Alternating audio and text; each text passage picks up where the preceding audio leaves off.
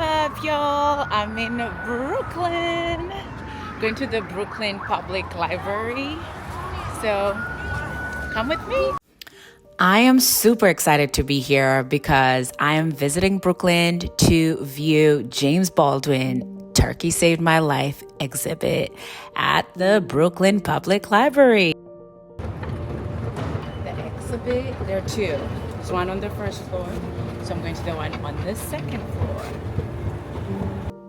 What made it even more powerful was knowing the photographs were taken by Sadat Pakay, one of Baldwin's close friends. You can feel the trust between them in every frame. It's not just documentation, it's connection.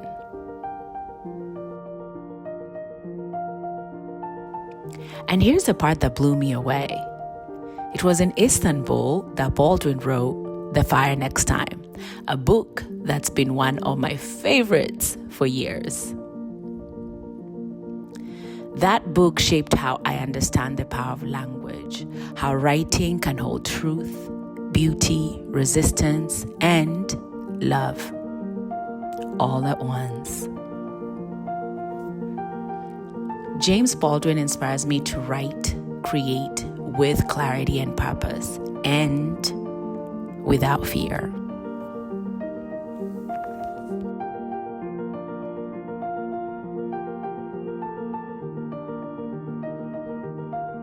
To experience this kind of exhibition in a library, a place built around stories, language, and ideas, felt like a full circle moment for me. I've always loved books, loved the written word, the way it invites you to see the world through someone else's eyes. And Baldwin's words, they do exactly that.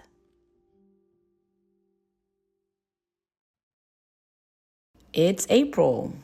Spring is in the air, and with it comes the urge to refresh, reset, and clear space. There's something about this season that calls for a bit of spring cleaning. Not just the closets and the cabinets, but mentally too.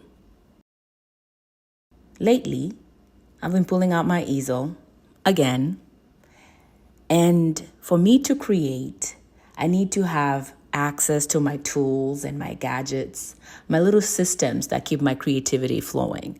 I need to have them all in one area, one corner, so I can just flow with it. I've been rearranging and organizing like Ashake. Organize. Hey, organizing my life and space. And honestly, it feels really good.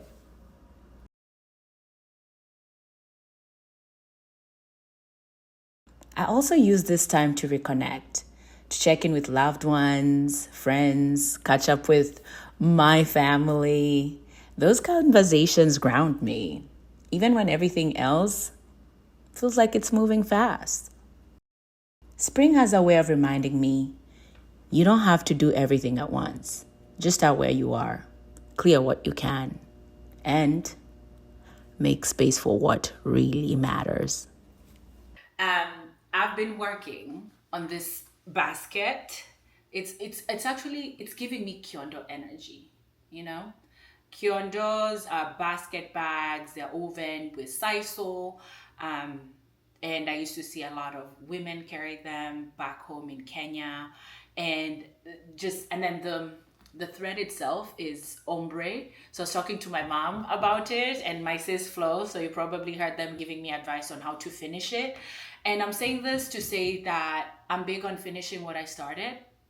And for me, across the board, whether it's art, whether it's fashion, whether it's just being true to myself and who I am, it's what I stand for. Those are my values and principles. With some really great advice. My mom was just listening at this point because Flo is a pro at crocheting. My sister Flo, she does amazing. You know what? Let me share the flowers. The flowers, they sit right by the computer. I am coming. Wait.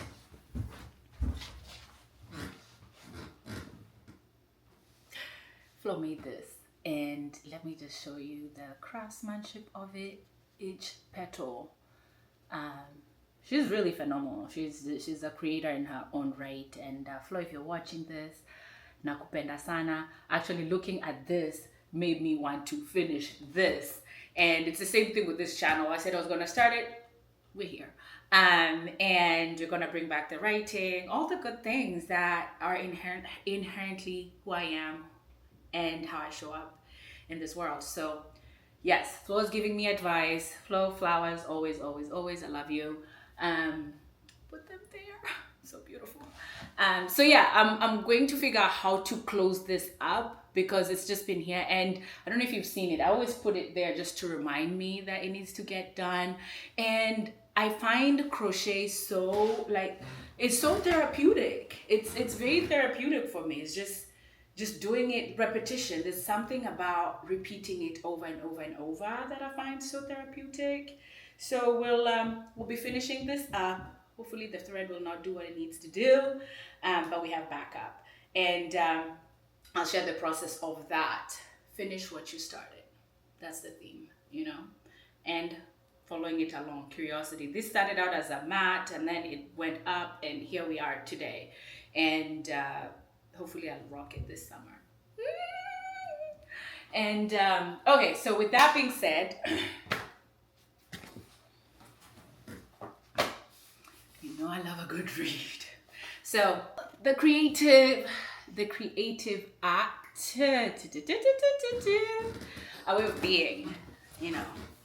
This is my guy Rick Rubin. I've been reading this book with the Artist Way. They go bread and butter, really 100. And I've been seeing that there's a lot of folks who are getting into the Artist Way, or they're doing it, and I 5 stars across the board. Highly recommend, especially if you're in a journey where you want to discover your creativity, or just express yourself in ways that you always enjoyed. You know, those things you always wanted to do, and you're like, I'll do it. And you just, but there's something that's calling you consistently over and over and over. Do it. Do it. There's a reason why you're hearing that voice in your head, even sometimes when you're sleeping, you're tossing and turning in bed. It's just always talking to you. And there's this chapter I'm going to read, and it says it's the purpose of why we're doing what we're doing and how we're showing up in this on this earth. It goes like this. Reading gang, let's go. You may sometimes wonder, why am I doing this? What's it all for? Questions such as these come early and often for some. Others seem to go their whole lives without ever troubling themselves with these thoughts. Maybe they know that the maker and the explainer are always two different people, even when they're the same person. In the end, these questions are of little importance. There doesn't need to be a purpose guiding what we chose to make. When examined more closely, we might find these grandiose ideas useless. It implies we know more than we can know. If we like what we are creating, we don't have to know why. Sometimes the reasons are obvious, sometimes not, and they can change over time. It could be good for any of those 1,000 different reasons. When we are making things we love, our mission is accomplished. There's nothing at all to figure out. You're doing it with love. That's it. I love that so much. Bookmarked. My days. I want to say thank you so much to 100. I think we're over 100 now. 100 subscribers on YouTube. This is the 10th video. I'm so proud of myself. I'm just happy I got started with this, even when I was so frustrated with the editing. It was just,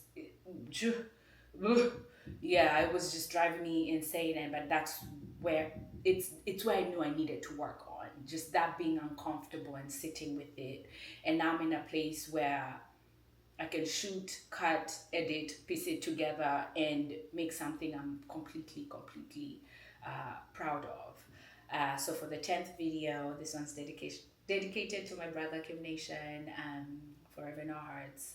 Love you, pamoja milele, and thank you for being here. Thank you for subscribing, and stay tuned. We have some exciting videos on the way, and the journey to unleashing our creativity and being curious, immersing ourselves in all the things. So thank you for watching. Happy Saturday, April 26th.